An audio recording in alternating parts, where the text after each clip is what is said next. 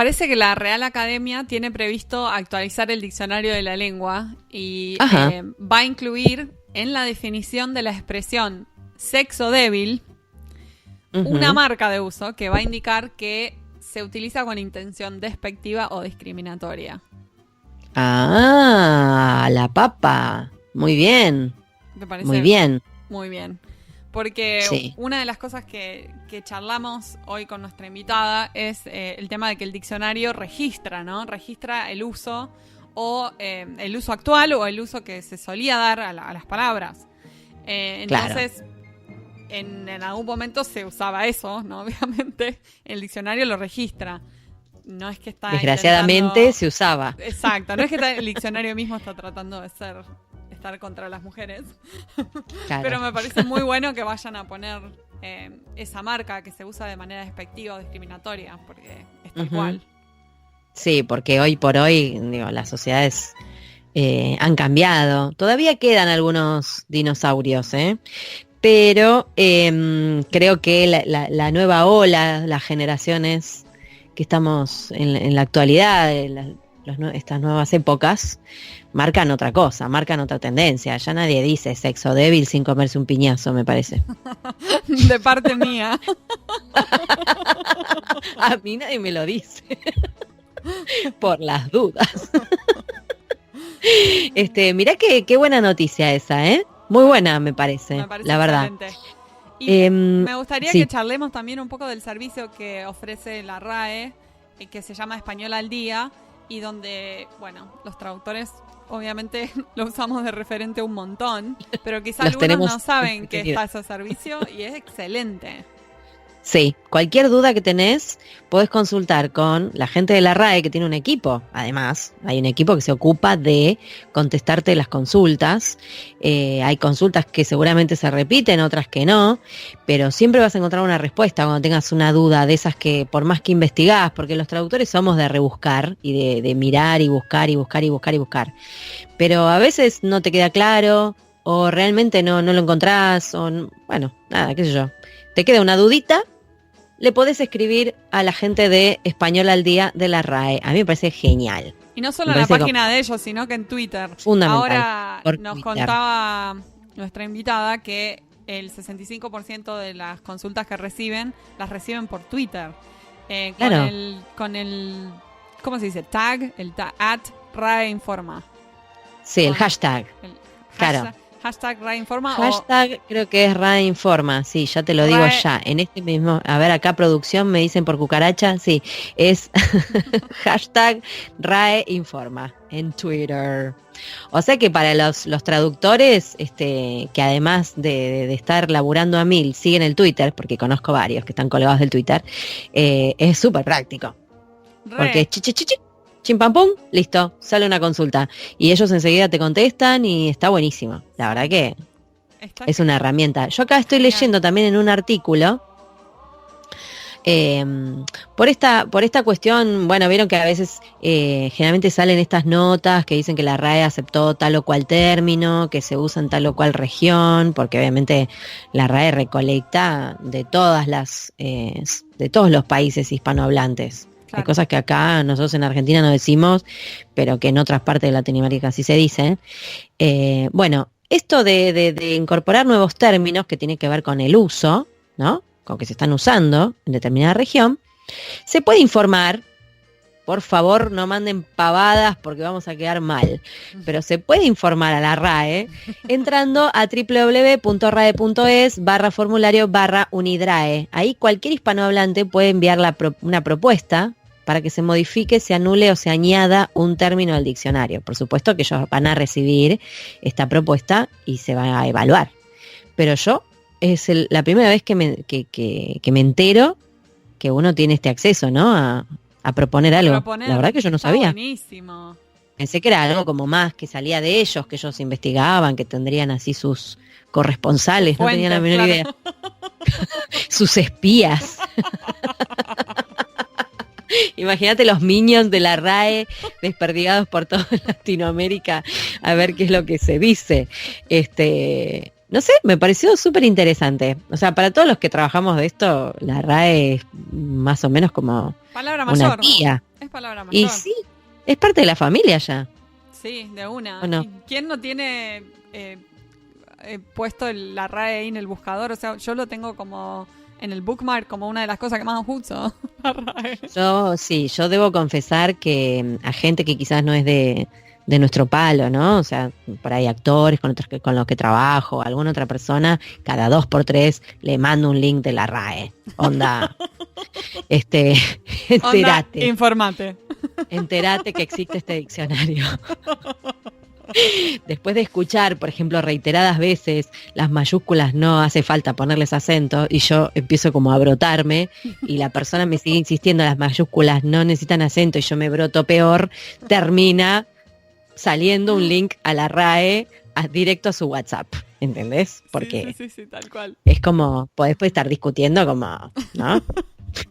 Hasta pasado mañana. Las mayúsculas llevan acentos desde que yo iba al colegio, señor, por favor. Sí, yo tengo 43 años. Y bueno, el amor de Dios. Lo mismo con Solo, que le quitaron el tilde o guión, como que eso generó polémica y hasta el día de hoy la gente lo sigue usando y como se sigue indignando si lo corregís.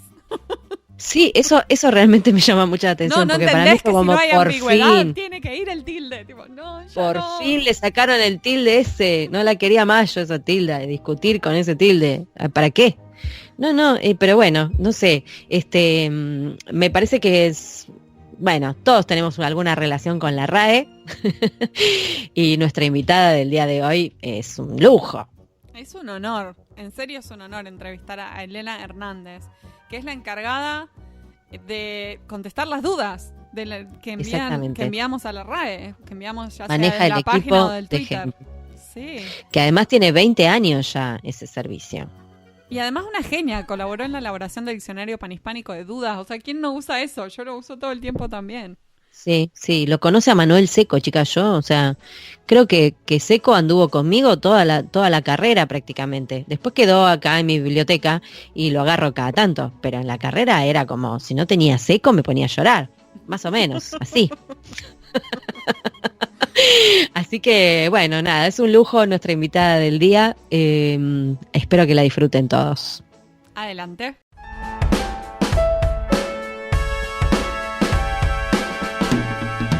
Nuestra invitada de hoy es Elena Hernández. Es licenciada en Filología Hispánica por la Universidad Complutense de Madrid. Se incorporó en 1988 al Seminario de Lexicografía de la Real Academia Española como redactora del Diccionario Histórico de la Lengua Española. Durante 6 años formó parte del equipo técnico del Diccionario del Español Actual de Seco, Andrés y Ramos. Colaboró con Manuel Seco en la revisión de la 10ª edición de su Diccionario de Dudas y Dificultades de la Lengua Española y es coautora de la versión abreviada de esta obra, titulada Guía Práctica del Español Actual. Diccionario breve de dudas y dificultades. Lo conocemos todas, creo yo, todos. Desde 1998 es la directora del Departamento de Español al Día de la Real Academia Española, desde donde ha dirigido y coordinado como redactora jefe la elaboración del Diccionario Panhispánico de Dudas en 2005 y la Ortografía de la Lengua Española 2010, así como la versión básica de esta última 2012. Como responsable del Departamento de Español al Día, dirige el Servicio de Consultas Lingüísticas de la RAE y gestiona la sección de consultas de la cuenta @RAEinforma en Twitter.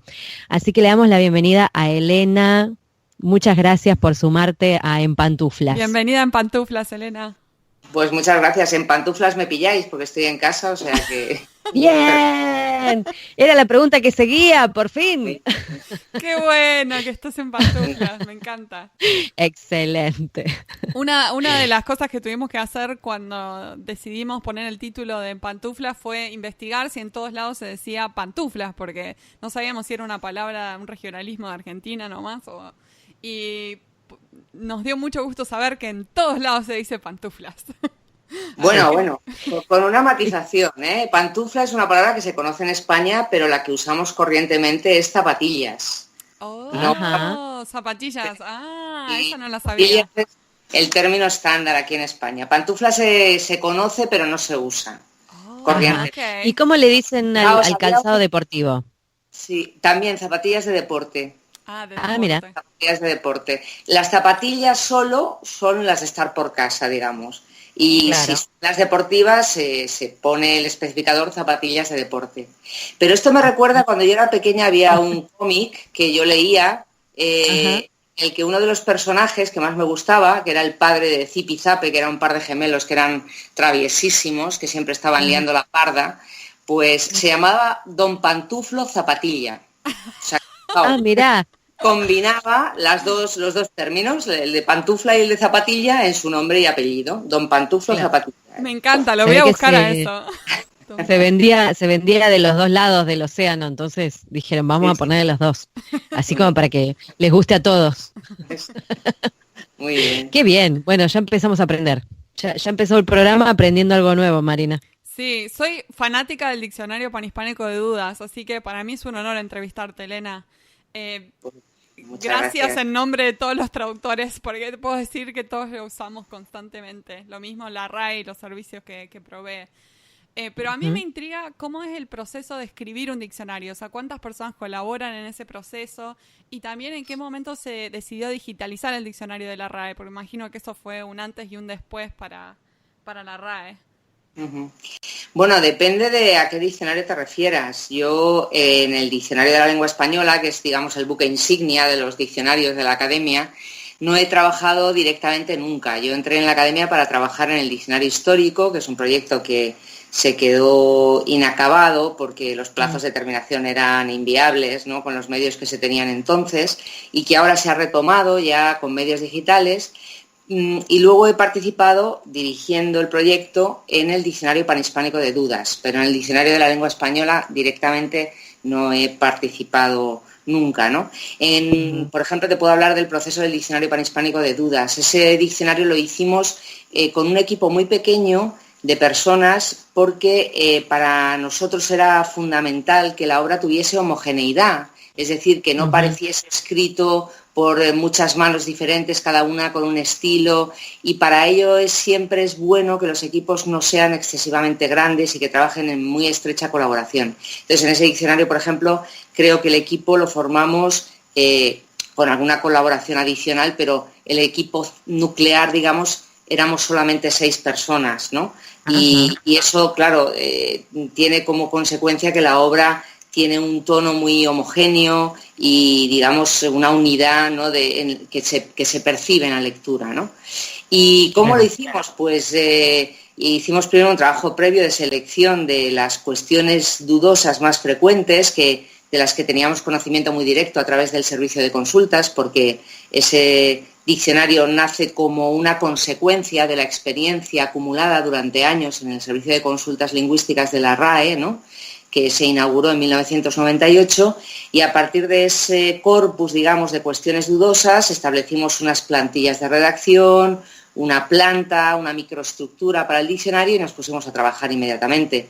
Y tardamos en realizarlo 5 años, porque aunque hubiéramos podido terminarlo en un periodo más breve, el trabajo panhispánico, que como sabéis es exigido para todas las obras académicas, que consiste en que todas ellas se realizan en colaboración con todas las academias de la lengua de todos los países de habla hispana, exige también una burocracia, ¿no?, que, digamos, alarga los plazos de ejecución, porque todos los artículos redactados pasaban por las observaciones de todas las academias, con sus comentarios, con sus críticas, con sus, observaciones, y todo eso llevó un tiempo que a lo mejor si no hubiéramos tenido que tener en cuenta toda esa información, pues no hubiera sido tan largo, ¿no? Pero en cualquier caso el resultado también es de mayor calidad, porque claro, la visión de la norma ya no es solo la de España, sino la de todos los países de habla hispana, ¿no?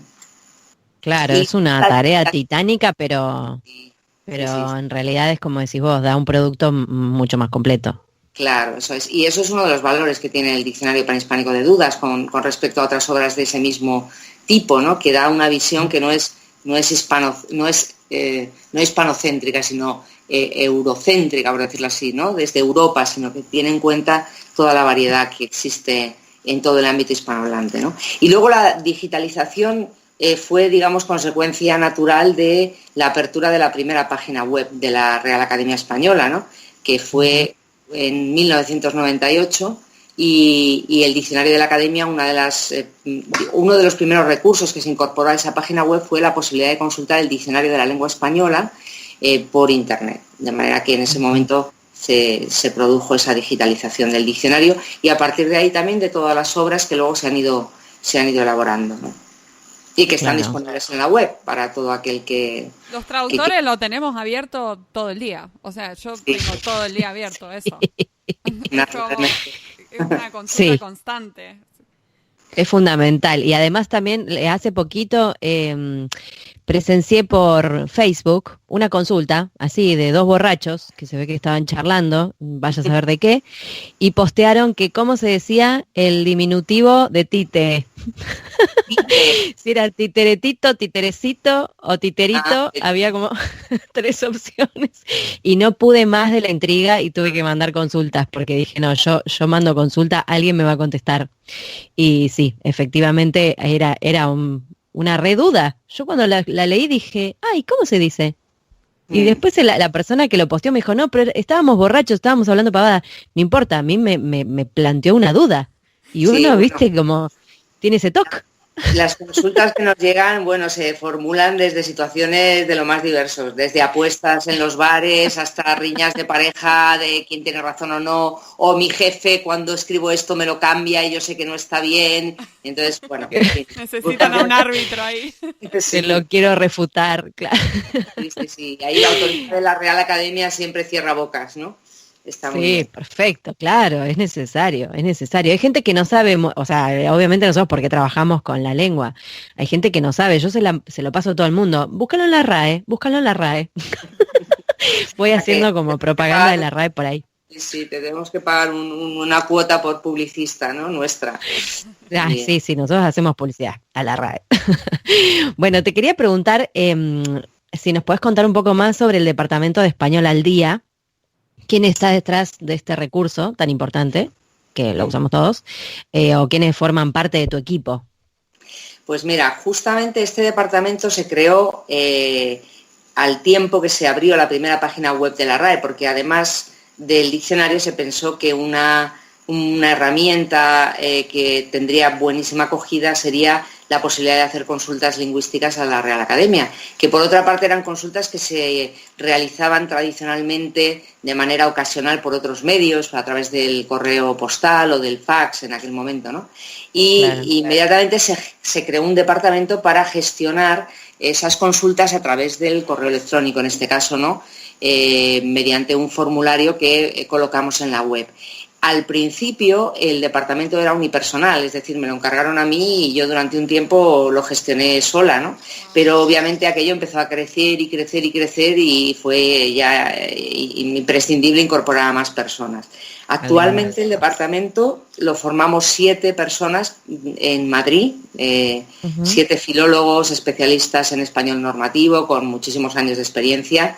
Daos cuenta de que este año, 1998, hacemos 20 años de servicio de consultas, ¿no? Que se abrió en 1998. Luego esos 20 años llevamos ya de experiencia en estos temas. Y además tenemos 2 colaboradores externos en Hispanoamérica, uno en Costa Rica y otro en Chile, otra, porque en este caso es chilena, ¿no? Y que nos permiten también tener siempre presente la visión panhispánica, ¿no? La visión también del español americano en nuestras respuestas, ¿no? Y por tanto somos 9 personas que tenemos que atender. Ahora mismo hay una media diaria de 340 consultas, o sea, imaginaos la locura. Afortunadamente no todas son consultas distintas que no nos hayan hecho nunca antes, de manera que muchas de ellas son ya preguntas para las que tenemos respuestas ya realizadas, ¿no? Ya hechas. Casi automáticas. Sí, pero aún así realmente estamos llegando a un límite en el que nos es difícil ya atender todo el volumen de consultas que nos llegan, sí. Así que no sé cómo vamos a continuar. Pero bueno, intentamos. Con esa cantidad de consultas, o sea, ustedes seleccionan qué preguntas responder, qué preguntas ignorar. Por ejemplo, si una pregunta es demasiado obvia o si se puede encontrar fácilmente en internet o si ya se respondió, ¿eligen ignorar esas consultas? No, realmente solamente tenemos límites en relación con el tema de la consulta, que tiene que ser naturalmente una consulta de carácter lingüístico, es decir, no podemos consultar, o sea, responder preguntas de física, química, historia antigua, en fin, o cualquier otro tema, que sí que nos hacen a veces, ¿no? Y luego tampoco contestamos consultas de tipo teórico, es decir, de análisis gramatical, de terminología lingüística, de curiosidades lingüísticas que no plantean problemas normativos. Es decir, nuestro límite está en que la consulta tiene que estar relacionada con la norma lingüística, es decir, orientamos sobre los usos, si esto es correcto, si no, cómo se debe decir, cuál es el plural de esta palabra, el femenino de esta otra, esta preposición sí o no con este verbo, pero solamente nos ceñimos a eso.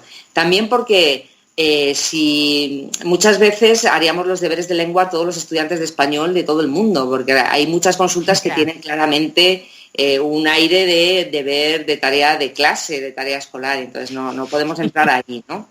Pero todo lo demás sí que tratamos de contestarlo, o sea, realmente no hacemos ninguna selección de las consultas ni decidimos que aquello que ya está contestado una y otra vez ya no lo contestamos o que es algo que pueden encontrar fácilmente en cualquier obra de consulta o incluso en los propios recursos que tiene la web de la RAE, ¿no? Somos tan amables que lo contestamos todo y eso también, claro, es una de las razones de la saturación a veces del servicio, ¿no? Porque realmente es verdad que las nuevas tecnologías ponen a disposición muchos recursos por medio de los cuales las personas pueden obtener directamente la información, pero al mismo tiempo nos han hecho muy vagos y entonces la facilidad de que nos contesten directamente a la pregunta que tecleamos, pues a veces hace que no nos esforcemos por encontrar por nosotros mismos la respuesta, ¿no?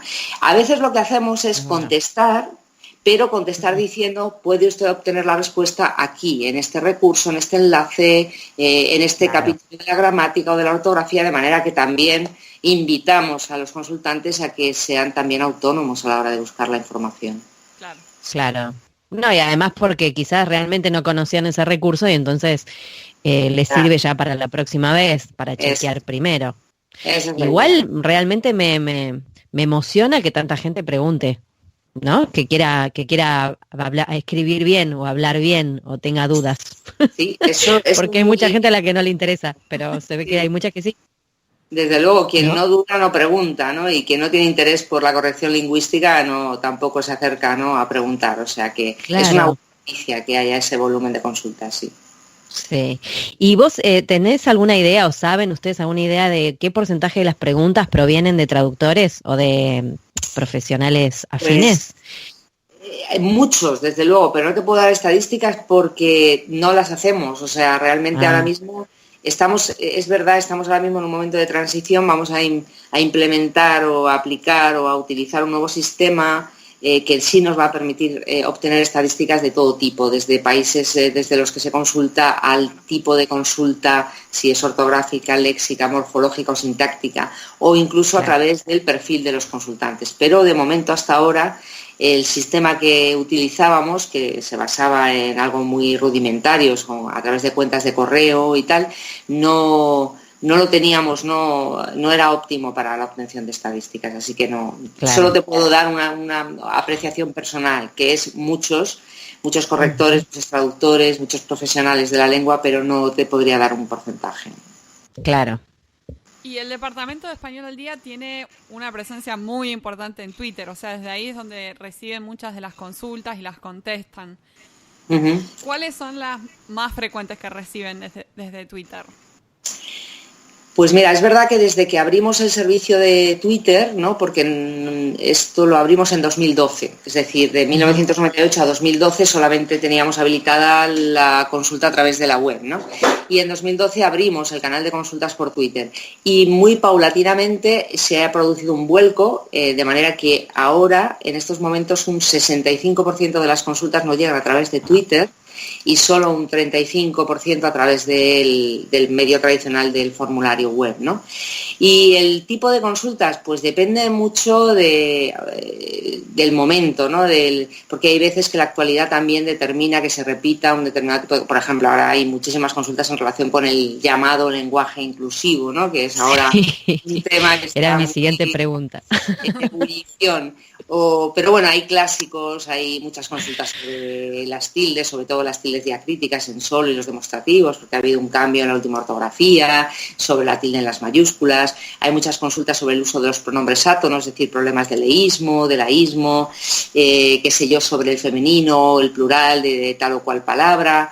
Pero bueno, la verdad es que el tipo de consulta es muy variado y preguntan cosas de todo tipo realmente. O sea, no podría hacer un ranking de las más frecuentes porque, en fin. Claro, pero se nota mucho que las redes sociales y sobre todo Twitter, porque la gente que está mucho en Twitter es muy activa. O sea, sí, eso es verdad. Hay muchos de nosotros sacamos la cuenta y no la usamos, y el que la usa para todo, básicamente. Y se me ocurre que sí son los que están más conectados con los acontecimientos más actuales, porque Twitter es como muy de lo inmediato. Sí. Justo lo mencionaste, pero sí yo te iba a consultar justamente eso, si estaban recibiendo más consultas sobre lo que es el lenguaje inclusivo y todo lo que está generando. Por lo menos acá, calculo que en España también, leí por ahí que se le había pedido a la RAE que estudiaran el tema o que vieran el tema, bueno, no sé, así que ¿qué está pasando por ahí? ¿Qué se dice?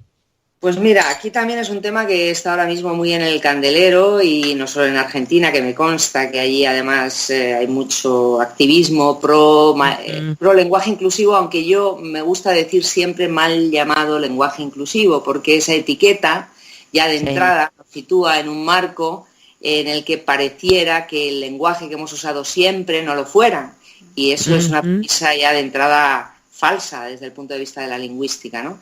La postura de la Real Academia, que no es la de la Real Academia, sino la de los lingüistas, la de quienes conocen cómo funcionan las lenguas y en concreto la morfología de género, no puede ser otra que la de decir que esta pretendida reivindicación de que se utilicen determinados mecanismos que visibilicen a la mujer parte de premisas que son, como decía, falsas, porque la lengua española, como muchas otras, ya tiene un mecanismo de inclusión, que es la posibilidad de que en la oposición de género, masculino-femenino, uno de los dos términos, lo mismo que en la oposición singular-plural, siempre hay un término no marcado y otro marcado. El término no marcado se llama así porque es el que permite, en determinados contextos, hacer referencia a todos los individuos de la clase que denota el sustantivo correspondiente. Esto es, cuando alguien dice los trabajadores argentinos están reivindicando tales o cuales derechos, se entiende que son todos los trabajadores de cualquier sexo, es decir, en ese contexto se está haciendo uso de lo que se denomina el valor genérico del masculino gramatical. Y pretender que ahí, porque el masculino gramatical sea el término marcado, se está invisibilizando a la mujer, para mí es una suerte de despotismo, no sé cómo calificarlo. Es decir, yo como mujer nunca me he sentido excluida de esas referencias genéricas, ¿no? Y por tanto, yo creo que es una reivindicación ligada a la lucha por la igualdad, que es una lucha en la que yo creo que estamos todas las mujeres, pero yo creo que en el terreno de lo lingüístico se está llevando a unos extremos que, por un lado, no se sostienen desde la perspectiva de cómo funciona el sistema lingüístico, y yo creo además que enajenan el apoyo de muchas personas, mujeres incluidas, que están de acuerdo con el fondo de la lucha, pero no con determinados extremismos que tienen, algunos sectores, ¿no? Que están en la lucha. Así que yo creo que cualquiera que se acerque desde la perspectiva del conocimiento de la lengua entenderá que esto no tiene ningún sentido y que las lenguas son sistemas que son también como los sistemas naturales, hay una ecología en los sistemas. Tú no puedes tocar artificialmente determinadas partes del sistema sin que todo él se resienta. Y entonces estos mecanismos pretendidamente visibilizadores y tal, primero son limitados, no valen para todos los supuestos, generan problemas de concordancia, inconsistencias, hacen de los mensajes algo donde importa más la forma que el fondo, de manera que se resiente la comunicación y yo creo que eso no es bueno, ¿no? Entonces yo desde luego algo de eso hay. Invito a una reflexión un poquito más serena y más, en fin, no sé, yo a veces leo argumentos que desde el punto de vista de la lingüística a veces son sonrojantes, sinceramente. Bueno. Sí, porque el problema es que quizás es como vos decís, se están enajenando a posibles simpatizantes de lo que uno pretende lograr, ¿no? Utilizando una forma que no conduce a mucho. Quizás sí se puede llegar a hacer una visibilización de la protesta o de lo que no gusta o de lo que sea, pero el que no conoce la lengua está haciendo eso. El que conoce que la lengua tiene sus normas, sus mecanismos, que es una convención y que por ende, por algo funciona como funciona, bueno, o sea, es como parece un debate imposible a veces porque, claro, que porque funciona se toma así, como muy agresivamente, digamos. Claro, sí, ¿no? es verdad que está muy polarizado el debate y es casi imposible la comunicación entre quienes están en una posición y quienes están de otra. Pero hay que entender que la lengua, el masculino gramatical, no hay que confundir el masculino gramatical con la referencia unívoca al varón, ¿no? No lo es, no Claro. lo ha sido nunca y nos hemos entendido y hemos hablado siempre.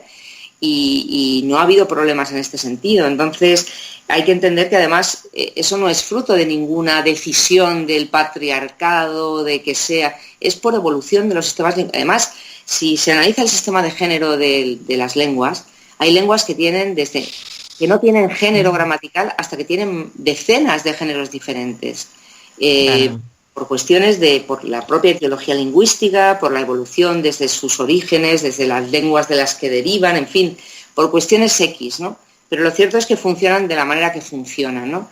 Y modificar eso por imposición de un sector o por razones ideológicas o por muy loables y por muy, en fin, justas que puedan ser las reivindicaciones en otro terreno, creo que no es en absoluto ni viable ni conveniente. O sea que yo tengo la esperanza de que esto sea una especie de espuma que genera la lucha, esta tercera ola del feminismo, que está muy bien, pero que cuando realmente se alcancen cotas de igualdad y ya mayores y tal, esta espuma, digamos, desaparecerá como la de la cerveza cuando se asienta, ¿no? Y nos quedaremos con lo fundamental, ¿no? Que serán los derechos, que será el respeto, en fin, en fin. No quiere decir esto que no deje huellas en la lengua, es decir, cuando la mujer ha ido alcanzando mayores cotas de presencia en ámbitos donde tradicionalmente no estaba, ¿no? Se han ido generando formas, ¿no? Para designar esas realidades, ¿no? Hay muchos femeninos que no existían, bombera, arquitecta, ingeniera, qué sé yo, ¿no? Claro. Que han empezado a existir cuando ha existido el referente, ¿no? La mujer que tenía esas profesiones, esos carreras. O sea, quiero decir que claro que deja huellas en la lengua, ¿no? La sociología, ¿no? Y la historia, pero no de la manera como pretenden ahora determinados sectores. No es inmediato tampoco. O sea, no, claro, la lengua es un órgano vivo, entonces. Y es inconsciente, es decir, no se realiza porque un determinado grupo de activistas se pongan de acuerdo y está muy bien para escribir un Twitter, o un tweet, o para, qué sé yo, pero pretender imponer eso al sistema lingüístico en su conjunto es que no solamente no es bueno, es que no es inviable. O sea, es inviable, sí, claro. Sí. Volviendo al tema de los tweets, me imagino que deben recibir algunas preguntas que los hacen reír, ¿no? A ustedes, o que a veces los usuarios se enojan porque tienen mucha pasión de cómo piensan que tienen que ser las cosas. ¿Tenés alguna anécdota para contarnos o algo que los haya hecho reír mucho? Bueno, nos hace reír mucho a veces la manera como se plantean las consultas. Me da un poco de rabia no haber previsto, ¿no? Me vais a preguntar estas cosas y haber hecho alguna pequeña recopilación, ¿no? Porque realmente hay muchas. Lo que pasa es que yo justo cuando me preguntan así, ¿no? En el momento nunca se me viene ninguna. Importa, después nos las mandás y las en concreto. Sí, si queréis rebuscar o alguna que me surja en estos días os la puedo enviar. Pero sí realmente es un tema que apasiona mucho a la gente, ¿no? Y a veces cuando uno tiene una idea de cómo son las cosas, lo que es correcto, lo que no, una respuesta en contrario, sí, toca algo ahí, una fibra como muy sensible, ¿no? Es como mentar a la madre, es una cosa un poco... Y es tremendo, ¿no? Bueno, por ejemplo, la cuestión de la tilde en el solo, fíjate que hay mucha gente que no pone ni un solo acento, pero es el de solo, debe ser el que el único que pone. Ese le encanta. Y de repente... Justo el que le sacaron. Ha provocado una auténtica, no sé, oleada de indignación en muchos usuarios, ¿no? Y bueno, y yo siempre digo, bueno, primero, no hablamos con acentos, o sea que eso de la ambigüedad, de no poder saber a qué se refiere un solo en un determinado enunciado no es real, ¿no? Siempre el contexto ayuda a desambiguar, ¿no? Y siempre pongo algún ejemplo que hace que la gente se quede así un poco, digo, pero vamos a ver, si yo te digo que voy a tener sexo seguro esta noche, ¿tú qué entiendes? ¿No? Puedes entender dos cosas, ¿no? No digo, pues lo mismo con el solo, o si te digo, oye, cómprate un piso primero. ¿Qué entiendes? ¿En la primera planta del edificio o en primer lugar antes que otra cosa cómprate un...? Quiero decir que la ambigüedad está presente en la lengua en muchos otros casos y nadie entra nadie se vuelve loco por eso. Sí, ¿no? Entonces la supresión de la tilde en solo responde a que esa tilde era una incoherencia dentro del sistema lingüístico, porque tan tónico es el adjetivo como el adverbio, de manera que la tilde diacrítica, que solamente opone palabras átonas a palabras tónicas, no tenía sentido ahí en esa categoría de palabra, ¿no? Y por eso se quitó, para dotar de mayor coherencia al sistema, pero bueno, ha provocado realmente, hasta ahí académicos de la española que se niegan a quitarle la tilde al solo, pero bueno, en fin, todas las reformas académicas yo siempre digo que tienen una generación perdida, es decir, hay gente que se aprendió las cosas de una manera y que se morirá haciéndolas de la manera como las aprendió, pero bueno, afortunadamente las generaciones se suceden y al final pues las nuevas generaciones aprenderán a no tildar el solo y no habrá ningún problema, ¿no? En fin. Me causa mucha gracia que la gente se quede tan prendida con el solo. Para mí fue una liberación. Ay, sí, pues sí, yo siempre digo, caray, para una cosa que hacemos que no facilita las cosas y no tienes que pensar, pues no, hay gente que piensa además que ha sido una concesión a los que no se saben, a quienes no saben escribir, ¿no? Y se lo toman mal porque okay. Sí, que es una rebaja, un poco una concesión a, bueno, pobres no saben hacerlo, venga, pues vamos a quitarle la tilde. Y no, realmente no tiene que ver con eso, pero bueno. Sí, como que siente que le quitaron algo, entonces. Sí, lo explicamos una y otra vez y ahí hacemos pedagogía, porque lo que sí somos es extremadamente pacientes. Eso nos lo reconocen muchos de nuestros seguidores, que tenemos una paciencia infinita para contestar siempre con calma, con profesionalidad, con rigor. Sí, con mucha amabilidad, tal cual, sí. Lo hace excelente eso. Sí, a veces es difícil, porque hay consultantes a veces muy mal educados, muy... ¿Tienen ahí algunos almohadones, algo a qué pegarle para después volver a ser amables? Porque yo creo que me doy la cabeza contra la pared. A veces cuesta, porque... Sí, me imagino. También cuesta mucho con el tema de es curioso también las adaptaciones de extranjerismos, ¿no? La gente se solivianta mucho cuando propones una adaptación gráfica de un extranjerismo y propones una grafía acorde con la ortografía española, entonces te tildan como mínimo de paleto, no sé si la palabra se entiende en Argentina. Paleto es alguien que no tiene cultura, ¿no? Que no tal, que es... Entonces, claro, ¿no? Escribir, qué sé yo, blue jean, así a la española, ¿no? Sí. O gin tonic, ¿no? Para poner la Y y la INTO con tilde NIC, ¿no? Gin tónica, como se pronuncia, ¿no? Como se escribiría si fuera una palabra española. Entonces se enfadan mucho. Y hasta que les hablas de por qué escribimos fútbol como escribimos fútbol, ¿no? En el mismo fútbol viene de... Claro, dices, ¿y por qué fútbol no le genera a usted ningún problema y se lo generan otros extranjerismos ahora? Y esto tiene que ver con el hecho de la costumbre, efectivamente, es decir, nacieron ya con el fútbol adaptado y entonces ya no hay ningún problema. No les molesta. Lo que se adaptan nuevamente y olvidan que esas adaptaciones no son por capricho, sino hay un intento de preservar la simplicidad de la ortografía del español de la que todos nos enorgullecemos, ¿no? Y nos alegramos de que la ortografía española sea una ortografía muy fácil, porque no hay mucha discordancia entre grafemas y fonemas y tal, ni muchas poligrafías, etcétera. Y las adaptaciones no tienen que ver sino con eso, con el hecho de que si una palabra está ya incorporada en el uso del español y arraigada, pues démosle, ¿no?, una forma española, como ha ocurrido siempre, por otra parte, y de esa manera pues evitaremos que haya cada vez más discordancia entre grafía y pronunciación en nuestra lengua, ¿no? Claro, es un poco... Bueno, acá en Argentina igual somos como medio fans del término extranjero, medio como que, me da a mí esa sensación, que en España es más común ver que se use el término más españolizado, si es que está bien lo que estoy diciendo, y acá no, acá se adopta el inglés directamente. Aquí también, es la academia la que hace un poco pedagogía para incorporar las adaptaciones, ¿no? Pero igualmente hay aquí también resistencia a veces a cuando ya uno incorpora un anglicismo con su grafía originaria a modificarlo, pero realmente yo creo que es un servicio que se le hace a la lengua, ¿no? Y sí, es cuestión de costumbre, o sea, realmente, no sé.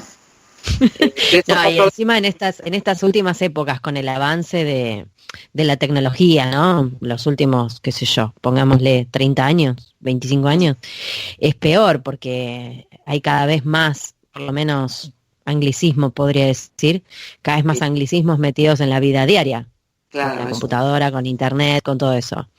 Entonces es lógico que quizás llegue más rápido el término extranjero, está ahí a la mano, y entonces la gente ya se acostumbra a eso. Por lo menos creo yo, con algunas cosas de computación pasa eso.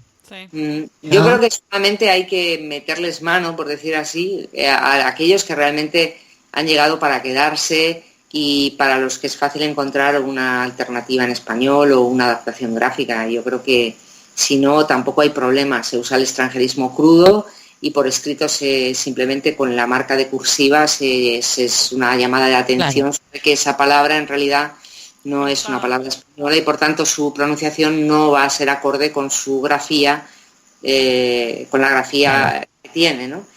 Pero el ejemplo de selfie es un ejemplo muy fácil, ¿no? El selfie es una palabra que es un anglicismo y que ha venido para quedarse, porque está claro que ya las fotos que nos hacemos con el móvil pues son selfies y no los vamos a llamar de otra manera. Pero bueno, es tan fácil como quitarle la E final que un hispanohablante no está en la pronunciación del término inglés y que según nuestra ortografía no se debería escribir esa E final. Por tanto, le quitamos la E y ya está, no hay ningún problema. Ya está. Sí, y no es tan grave. Es tan española como, no sé, como la paella, sin la E final. No pasa nada. Claro. Es verdad. Yo hacía selfies con la cámara, en realidad. Ponía la cámara, le ponía los 10 segundos, corría y me ponía para la foto. Pero no es lo mismo que la selfie. Yo le decía autofoto. Autofoto, bueno, sería una alternativa en español, pero yo creo que es difícil que desplace al anglicismo. No, ahora ya está. Ya ganó la selfie. Demasiado, sí. Ya está. Demasiado usado. Bueno, pero a mí me encantaba hacer autofotos. Decís en Argentina la selfie o una selfie, más que, ¿no? Femenino. En España es masculino. Es curioso eso, ¿no? Como en unos países se aclimata con género y en otros... También tanga, vosotros decís una tanga, ¿no? Sí. Nosotros decimos un tanga en masculino. Hay cosas así. Bueno, claro, eso. Y la sauna, nosotros decimos la sauna y vosotros decís el sauna. El sauna, ¿no? Sí. Curioso eso. Jan, sí, curioso. Qué curioso, tal cual, eso yo tampoco lo sabía. Sí. Llegaba hasta la computadora y el ordenador, después no, las demás no las tenía. Un tanga, mira vos, o sea que si voy a España y me quiero comprar una bombacha, pido un tanga. Eso es. Bien, muy bien. Buen dato, muy importante. Porque igual dices una tanga y no te entienden. Claro, sí, una tanga y me van a mirar como... ¿Qué quiere, señora?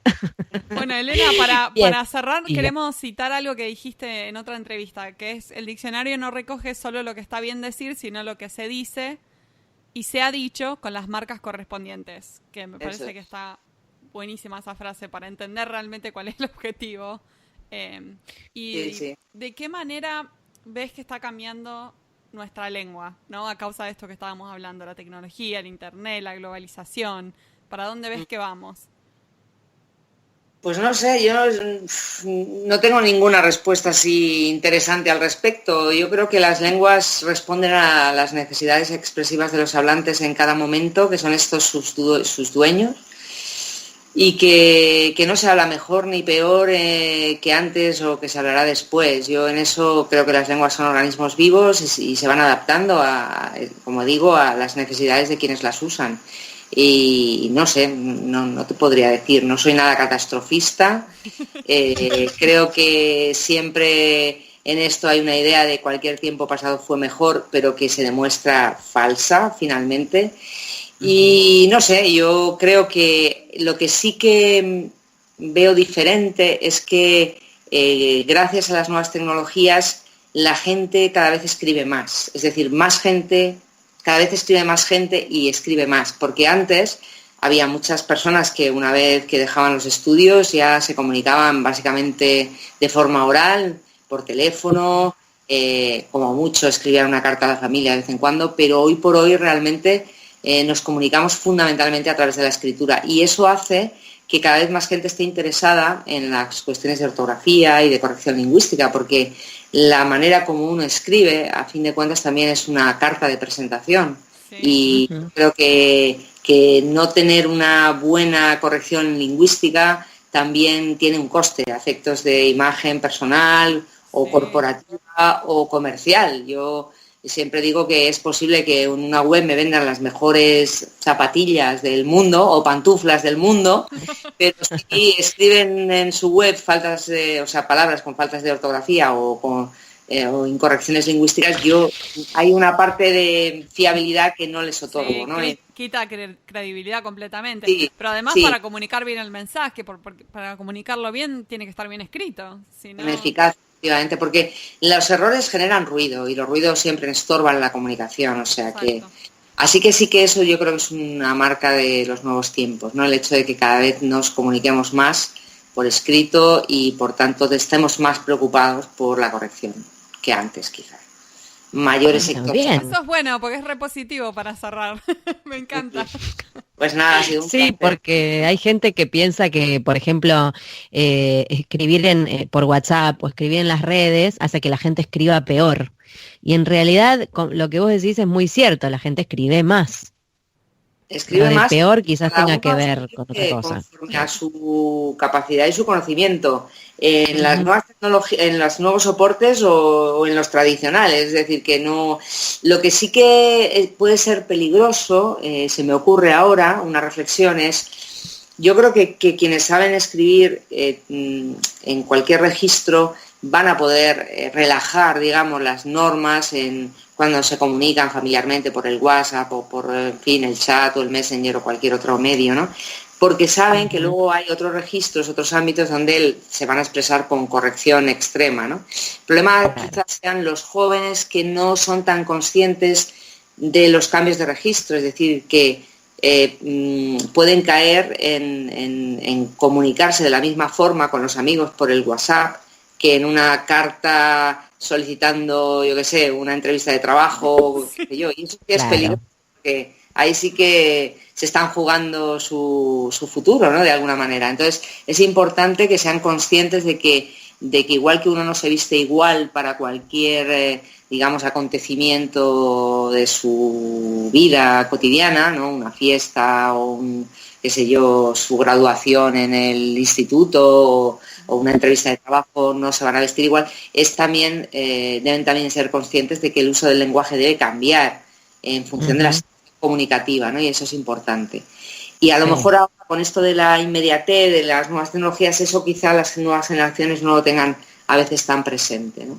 Pero por lo demás, yo ya digo, quien escribe bien lo va a hacer bien en cualquier ámbito y quien no, pues seguramente necesite pulir un poco su conocimiento lingüístico. En fin. Bueno, muchas gracias, Elena, por charlar con nosotras. Nos encantó entrevistarte acá en Pantuflas. Pues nada, ha sido para mí un auténtico placer y nada, pues aquí me tenéis, que si alguna otra vez pues queréis que tengamos otro contacto, pues ya sabéis dónde estoy. Sí. Ahora te vamos a mandar dudas. Sí. Bien, pues nada, un placer, Marina y Paola, conoceros. Gracias.